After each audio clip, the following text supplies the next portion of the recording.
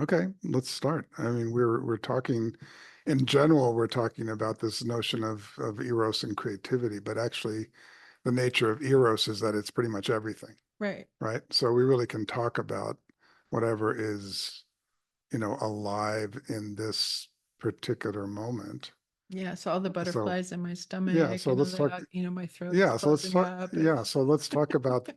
Yeah, so what is that? Like, what is that performance anxiety?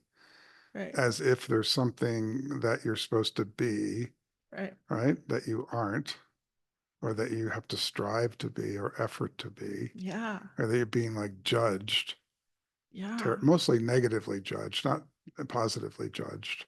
You know? Well, there's pressures from both. Yeah. There's the pressure to deliver something extraordinary, right? Hmm. And then there's the pressure of like, well, these are all, near and dear friends at this point. So Hmm. like what's the problem, right? But still there is that thing, Hmm. and I don't know what, in some ways I feel like there's more contact through that, there's more contact through that, whatever that discomfort is, Hmm. rather than trying to pretend it's all okay and or just hiding out in my room and not doing something like this, right? Yeah. But what's the discomfort, the actual energy of the discomfort? We can say, okay, it's performance anxiety. It's like I feel I'm being judged. I mean, these are psychological interpretations Right. that we probably learned from reading books on therapy or having, I don't know what the Yeah, or exposure having is, but people tell you you're wrong, or you're not wanted, or yeah, so let's you get that know out of the way. You're absolutely wrong.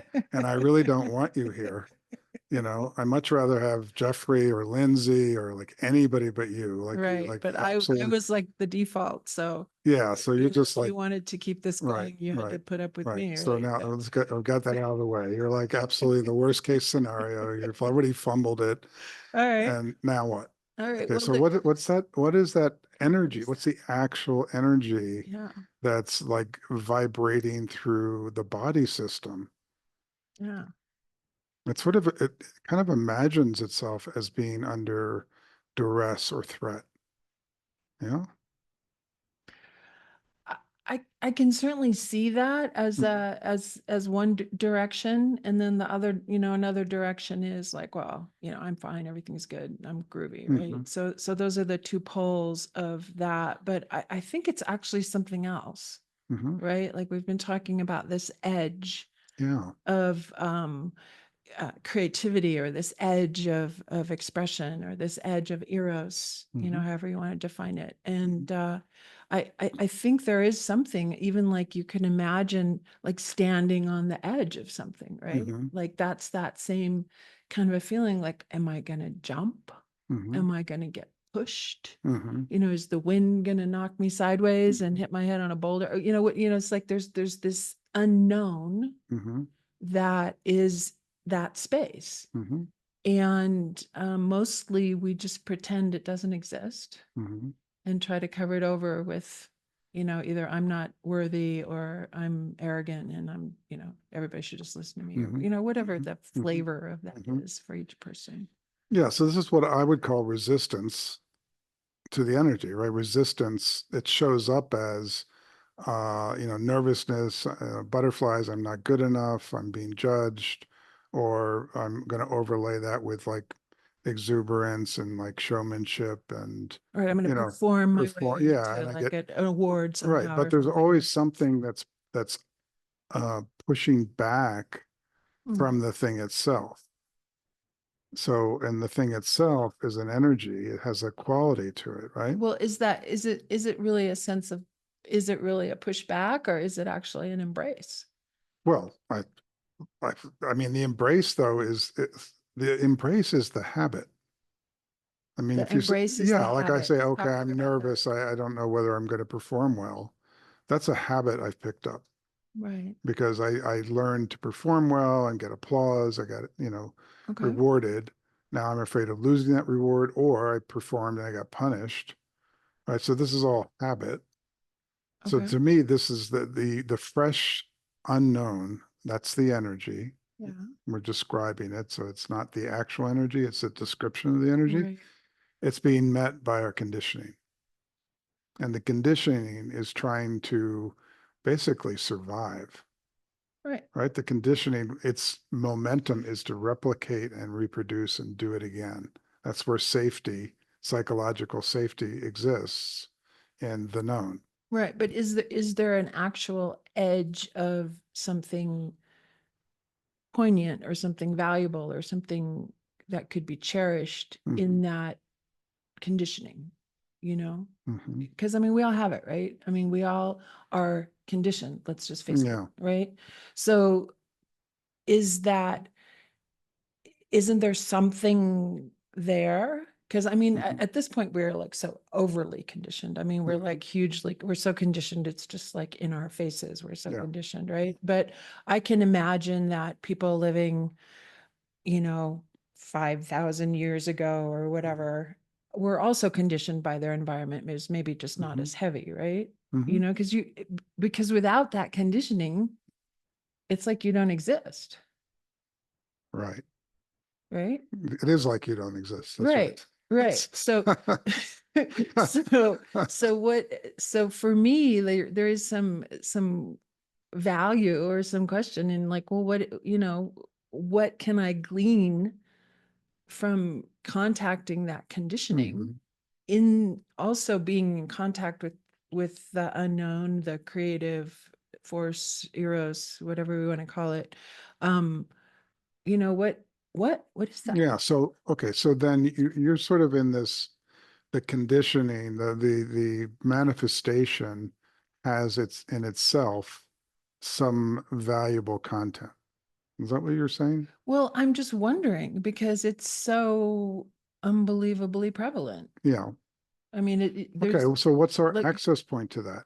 It's prevalent. Okay. We say there's substance, there's something, right, right? Our experience in life is that there's something.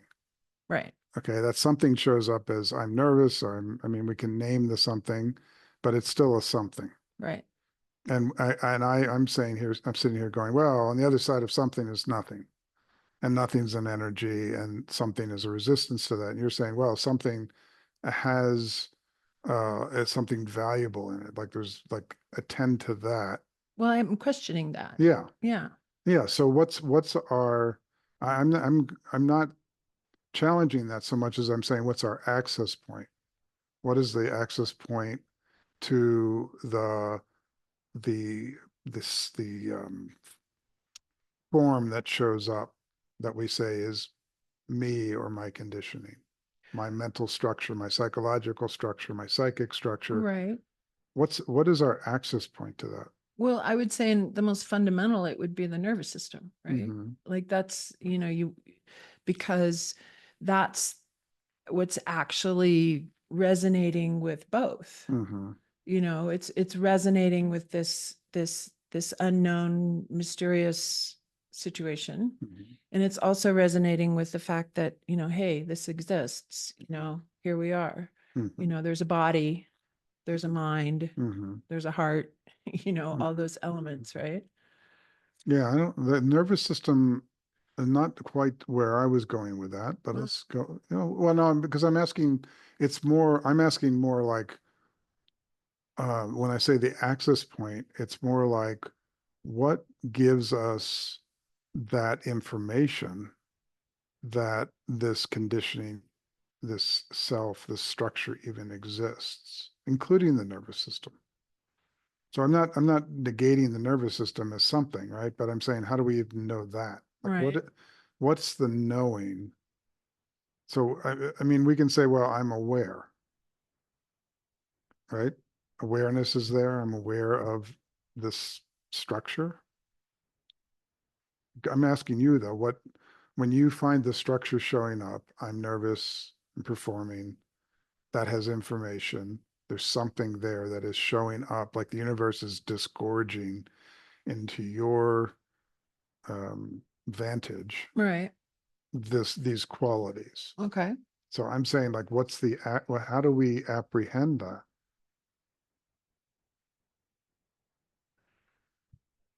Well, I mean, I can, some people would say that there's different fractal frequencies Hmm, that hold certain patterns okay, that create our reality, create our okay. sense of self, create whatever we interact with, those kinds of things, Okay, tell me about fractal frequency frequencies. patterns. Yeah. Well, I don't think it's anything that's, scientifically proven or Mm, whatever, but I mean, there are people like, David Bohm and other people who have, like kind of like tried to get into that holographic universe mhm, theories and all that kind of thing. So to me, those are things that are active elements. mhm, Frequency is something, we can talk about it like radio waves or TV, like mhm, there's frequencies, right? mhm, And I actually remember remember being a child when I first came to America, I didn't speak English. mhm, And my mother tells me, I told her that it's too bad we're not like radios, because then I could just turn into the English channel and I would just be able to speak English, mhm, right? mhm, So there is something about, like I feel like we create our reality out here, mhm, right? mhm, I let Linda in. We create our reality out here mhm, as reflections of, I mean, we could call them truths, or mhm, elemental energies, or mhm, whatever we want to call them. mhm, So it's interesting to me that we have all these electromagnetic frequencies mhm, that some people are considering, um, some people are considering damaging or mhm, beneficial or mhm, whatever. mhm, So it's not anything I know anything about, mhm. other than a curiosity and a possible model. But Yeah. Yeah. So we have this structure that shows up. We have some awareness of that structure, right? right, But what gives it, I guess I'm asking you, what is it that you derive that information from? Like, what is so the occurrence of the conditioning is described right, by the conditioning, right, right? yeah, So you have this endless loop of information, gathering information from its own information, right? So right, this is the repeating notion of the mind. right. And where are you in that? You're in that information. Like this is I'm the one that's Well, what nervous. you are you talking about? I'm asking you. Like you started out saying I feel nervous or I have butterflies or whatever, right? So there's a structure there Mm-hmm. that how does that structure know itself? How do you know yourself? Well, mostly I feel like I don't. Hmm. But you know yourself enough to say I'm nervous, right? So this is Well, I mean, that's like, for me, that's like describing a body state, right? okay. Like I know enough that I can, I mean, ever since I can remember, I've had a body, Hmm. and that body has certain responses and certain reactions seemingly on its own, Okay. right? Right. So I guess part of what I consider my experience is calibrating, or those qualities of whatever that body sense is, Hmm. right? So that, Hmm. sometimes I feel like that almost has a mind of its own in a way. Hmm. It's like, like the whole, like sometimes I'll watch like some stupid commercial on TV and I'll just find myself crying. Hmm. And I'll be like, this is a stupid commercial on TV. Why am I crying? Hmm. But part of me does, it happens so often. It's kind of been like, oh yeah, I cry at stupid commercials, Okay. you know, Hmm. or I see something, sometimes I see like a dead bird on the ground or Hmm. something. And that, Well, this sounds more chaotic than orderly. well, why does it have to be orderly? Well, I guess I'm asking how and why you organize that into a thing, right? Well, So, what makes you think I'm organizing it? okay, why is it organized into a thing? Like, why is it not organized as an endless phenomenological, acausal series of occurrences? Like, what? Because I've been Why? taught that my mind, because I've been taught to answer questions like this, Yeah. you know, like I've been taught, like, like if somebody gives me a pressing question, I have to come up with an answer, Hmm. and sometimes that answer is like referencing something I read somewhere that some, Hmm. like notable person says is true or something. Yeah. And sometimes I feel like I'm just like making it up, right? Right. So this, I'm circling back now to this notion of eros and creativity. Okay. Yeah. So we have this continuous stream of conditioning that arises. We're not quite sure what is apprehending that, right? It just is apprehended. Like I notice or I know that I feel nervous. Right. Not quite sure how I know that or what it is that knows that, Right. right? And then that is structured as a me. The past, I was always nervous before, I'm nervous now, I'm nervous because, right? So it has Right. It time gathers a progression. story, right? Yeah. So Yeah. now I have this sense of a cohesive self, but then I notice I cry at commercials and other random times, like the body has a mind of its own, Right. right? So now I start to see that it's incoherent in a way. It's not coherent, not in the sense of irrational, but just in the sense of it doesn't have structured coherence. Okay. And I mean, it doesn't take much to observe that within yourself. Like we all have monkey minds. Right. Like the most bizarre thoughts enter and leave on their own. Like, where did that come from? I mean, go into your dreams if you really want to see creative action. So there's some force or energy that is exerting itself and creating this stream of what appears to be a causal phenomenon, which we're organizing into a central self.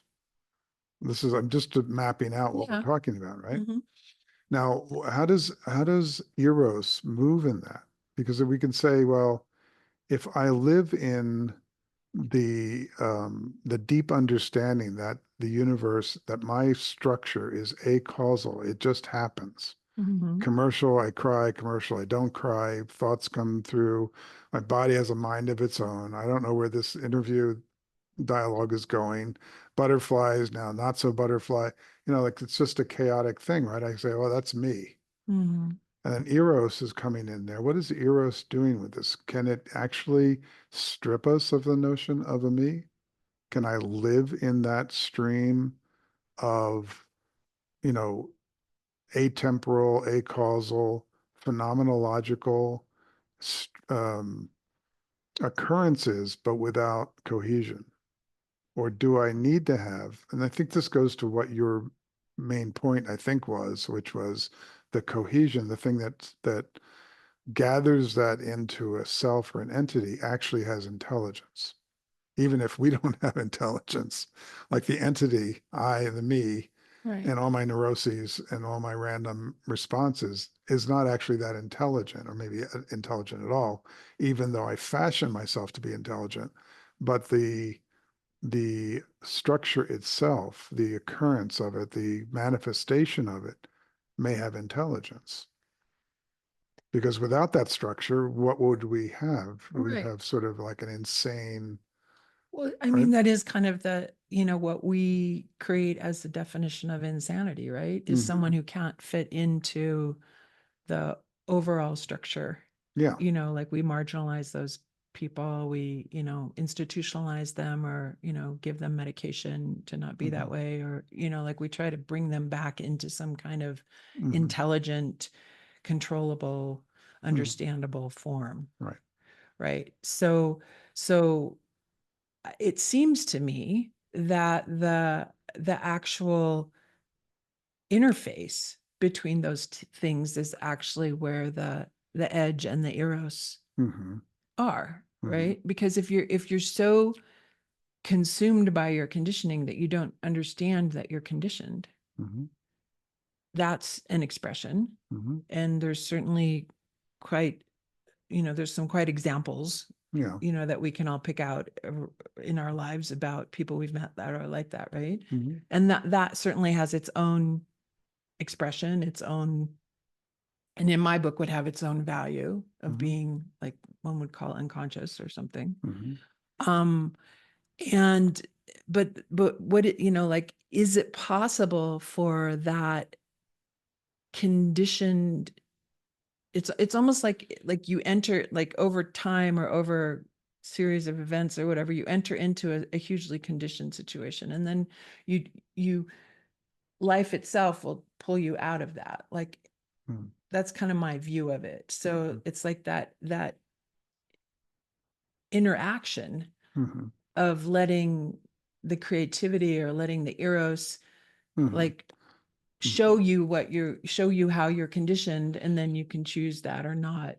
And one might say that over time, you know, that the conditioning would become less and the creativity would become Mhm. more, right? But to me, the conditioning that we're talking about, if we like, we can see that we are conditioned, right? We can see that we have an overlay, a story, a narrative that tells us that we're a solid entity. Right, Like, I travel through time, like right, the baby Stephen, the teenage Stephen, the current Stephen, right. the last breath on earth Stephen are all the same, and yet the actual um, contact point is chaotic, is not structured in any way. Yeah, hallelujah. And there's a constant referencing to the past to try to structure it, but it's not really predictive. It's not Right, really something, there's this constant struggle to structure the chaos, right? The chaotic right. universe, and then the directionality, if you will, of the conditioning.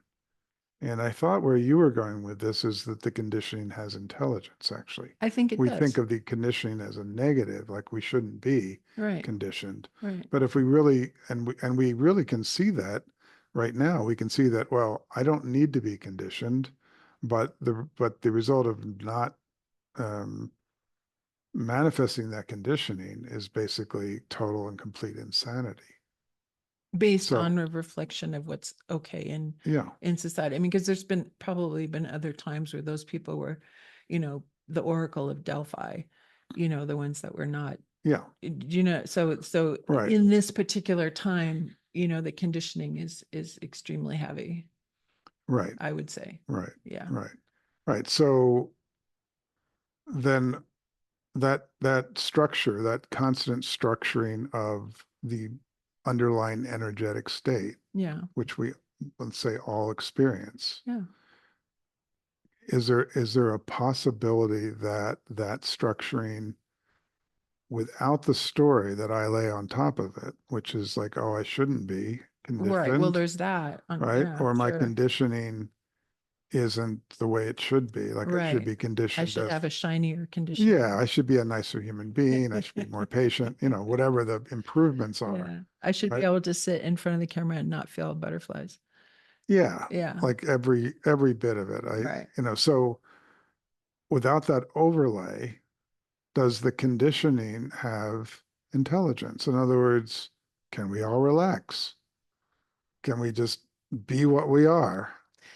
Can Well, we yeah. can we explore with curiosity how it's showing up, my impatience, my nervousness, my Yeah. incompleteness, my jealousy, my fear, all of that, right? If that is actually the expression that's giving form and structure to the energetic space, then we're really in a creative expression Right. already. Yeah. Isn't that exciting? Yeah, Yeah. yeah, and And more interesting than just trying to, like, make it to the next milestone on the goal map. right, Yeah. right. But then I think that the conditioning, what we're calling conditioning now, um, becomes something that I don't know much about. because the conditioning that I do know about is the conditioning I'm trying to change, Right. trying to make into something else. Right. And that making it into something else becomes the activity, like becomes the life, the energy of my life is trying to, having dissatisfaction. Now, question is that dissatisfaction the conditioning? Does that stand outside it? Or is there any way out? Are we just in a paradoxical space? Well, of course, we're in a paradoxical space because that's like the whole point of, in my humble opinion, Mm, that's the whole point of the manifest world mm, is that it can have the paradox, it can have the conflict, it can have the up, down, the in, out, mm, night, day, all those things that are, are not possible in a mm, unified state, right? mm, They're just, it just would never occur to happen in a mm, unified mm, reality. mm, Yeah. So there to me, there seems like there has to be some value mm. in engaging that. Otherwise we wouldn't be here doing it. Yeah. Yeah. So what's the value? Like what is the value of that? Well, I mean, a lot of people talk about it as like a very elaborate hide and seek, right? Mhm. I'm gonna hide who I really am from myself, and then I'm gonna have fun trying to find it. Yeah, okay. Well, I mean, that's kind of like, I mean, I find mythology kind of interesting, but not satisfying. So that I think of that as more like like a mythic story, which, maybe it's accurate. I don't know, but You're talking more, about like the hero's journey kind of thing. well, I mean, not, like the universe is like exploring itself or whatever. That's kind of mythic, but I don't have access to that. I have access to what I have and what I have contact Right, with. So I'm right. just like, what is it in the space that we have contact with? Hmm. What is the value of that? Like, what is the value of? Well, I think you get to decide, Mhm. and that's potentially the ultimate value of it is, Decide what? Where are we? well, what you value, what you are drawn towards, what you are, pushed away from, what the creativity elicits as you. Hmm. Okay, so I have come to the place where I'm relaxed about my conditioning. I'm not insane apparently, but I could be if I really push the conditioning fully away. So I'm relaxing that the conditioning is actually more intelligent than I am, right? Because I'm struggling with the conditioning. The conditioning doesn't struggle with itself, No, right? It no, just is. it just It's is. happy to be the conditioning, Yeah, right? It's always been this way. It always will be this way. right. I'm trying to change it. That's the struggle. But I also see at the same time I'm trying to like beat the conditioning is like if I didn't have the conditioning, I would be like just an energetic mass of acausal incoherence, essentially, right? So I have a love-hate relationship to the conditioning. And finally, out of this brilliant dialogue, I resolve that. And I go, okay, I'm just going to love the conditioning. I'm going to just relax and be who I am. Now, so now I'm, okay, so and I read this book Doing Nothing, which happens to point to that and go like give up on improvement, right? Because this just like an endless circle. Right. So I'm not going to improve. I'm just going to be what I am. And, if I have butterflies, I have butterflies. If you judge me, you judge me. And I like, great. Okay. You're judging me. What is no, I'm totally relaxed now. I'm relaxed. There's energy, there's conditioning. What is the expression of that? Like, what's the Well, directionality of that's that? like that's the whole game, right? Yeah. That like that's, and to sit here and try to quantify it or try to make it something in particular or saying it's this, it's not that. Mhm. That just seems like a waste of time to me. Okay. But I'm not asking for like next year's, this is not like where's the stock market going in 2025. Although that would be good That would information. be great. We could probably like everybody's ears are perking up. Okay, do I short the market or Now like it's valuable. go I'm long? glad I came now. Right. They're going to Yeah. tell us the secret to Yeah. making a lot of money. No, but I'm saying Cash. more in like the contact point right here. Yeah. So I'm relaxed. Like I'm a conditioned being. That conditioning is interfacing with this endless stream of acausal energy. Right. right? There's some kind of tantric reality where that energy and form have melded together into a life. I notice that that life includes more than me, Right. right? That's Right. one of the things I notice when I relax. It's like, wow, that conditioning is like more than just me. It's us. We're Right. conditioned, right? I mean, that's like a major So breakthrough when you realize that. You yeah, realize that it's not just you, yeah. right? And then we go into what you were talking about, the nervous system. We start to see the somatic conditioning, Right. right? Which is similar, like it's also resisting, but also containing, but resisting. It's got an intelligence to it, It has breath. right? It has breath. Thank God for that. Right. Without that, I don't know. Right. Right. So, okay, well, that might be the answer to what I was getting to is like maybe the whole point of this is simply to breathe in and breathe out. It Right. may be. Okay. We wrap that up. Okay. So do you feel in the breathing in and out, is there any direction, like do you feel any directionality? Or are we like just an isness and that's it? And everybody can just be an isness?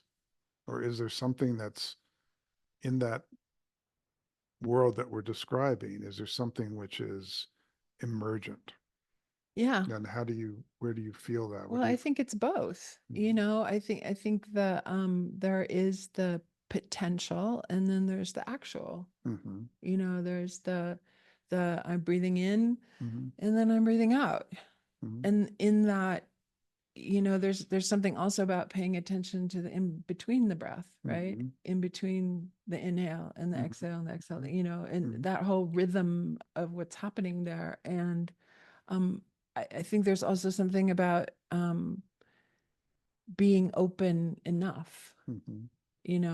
I think being fully open would go more into this category of insanity, Mhm. right? I mean, this happens to people when they take drugs or, they have a certain Mhm. kind of we call it a psychic break, right? Mhm. And they're somehow tapped into something more than what their system can handle Mhm. in that moment, right? Mhm. So perhaps the conditioning is like a capacitor Mhm. that is allows enough contact Mhm. to be creative, but not Mhm. so much contact that it overwhelms Mhm. everything. Mhm. Hmm. And the nature or the shape of the conditioning Mhm. is then what gives unique shape to Mhm. the creativity. Because all create, I mean, if you really go into like you said, the undifferentiated creativity, it's potential. It doesn't Mhm. have shape. It doesn't have any flavor or color or Mhm. texture Mhm. or anything that we as humans find valuable, Yeah. right? Yeah. Yeah. I guess I'm just reflecting on um what that form, that conditioning, like Mhm. what animates it to go forward. Like it's resistant, it is habitual, it has momentum, but Until it doesn't. yeah, so that's where I was getting. I was like, Yeah. what is the place where that momentum, where the energy that it's in resistance to actually shifts the conditioning into some other shape or form? Because we can Well, see that happens, yeah. right? Well, that's the dance, right? Yeah, You know, yeah. there's it, and that's the song and the Mhm. dance and the art and the writing and the speaking and the connecting and the Mhm. lovemaking and the Mhm. Mhm. whatever, the war and Mhm. the Mhm. conflict and Mhm. all of that. Mhm. Yeah, Mhm. it's kind of miraculous, really, when you think about it. Mhm. Mhm. And probably a big um, clue is not to think about it too much. Mhm. And I think that's one of the things. I think Mark mentioned it in one of the other ones. We're reading on one of the book clubs, we're reading this master and his emissary. Mhm. And I think one of the maladies, one of the great maladies, and perhaps intentionally so, Mhm. but one of the great maladies of this particular time is that we are so hearts focused. we're not pulled back to see the whole. Mhm. We're just playing with like this piece of Lego and then this Tinker toy and then this, that, and the other thing. And we're entranced Yeah.